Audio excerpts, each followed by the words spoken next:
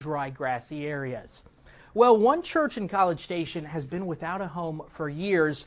Now, due to TxDOT's construction, though, work planned for Wellborn Road, KRHD reporter Rebecca Fiedler is bringing us a story of how that church is persisting with a bright new hope for a better future. Welcome to the new site of the Universalist Unitarian Church of the Brazos Valley, located here in Bryan. This longtime congregation out of College Station was forced out of their church home in College Station in 2017 due to eminent domain. Now they're finally going to have a place of worship again. Come go with me to that land. Come go with me to that land. Reverend Hartwood has only been pastor of the Unitarian Universalist Church for a little over a year now. She wasn't there to see the decades-old original building on Wellborn Road, and has instead had to lead worship either here in her office over Zoom or at the Neal Rec Center in Bryan. I had a lot of experience making videos and stuff, so we were able to do it, and that kept the congregation together. The congregation's unusual in that there's a lot of people in the congregation that have been there more than 20 years. TxDOT informed the church of their intent to take their land and tear down their house of worship in the late 1990s, part of an expansion project of Wellborn Road.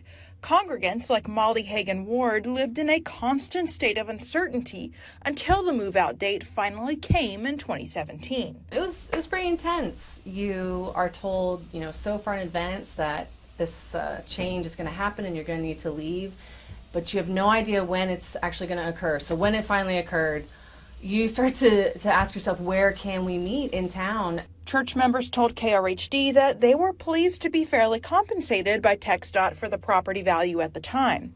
But as inflation and construction prices have risen over the past 5 years, the church had to fundraise to see their new church built on 29th Street in Bryan.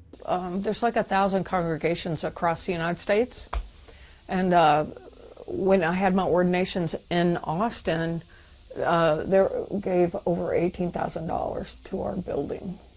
It's been a long road renting out worship spaces and having church online these past few years with no place to call home. But miracles haven't passed them over. Hartwood says the church membership has blossomed in size. I think a lot of people during the pandemic kind of realized what was missing, when they were forced to be. And I think a lot of people who are unchurched or have never been involved in a church, they're looking for a place where they're going to be accepted. Church members say they aren't angry that TxDOT took their building away, because the relationships they have with each other are the real foundation that keeps them strong. Now, the church was originally scheduled to be completed in April, but that completion date was pushed back by a few months, a few different times. The Reverend is optimistic that the church will be completed, hopefully, by Christmas this year. Reporting in Bryan, Rebecca Fiedler, KRHD News.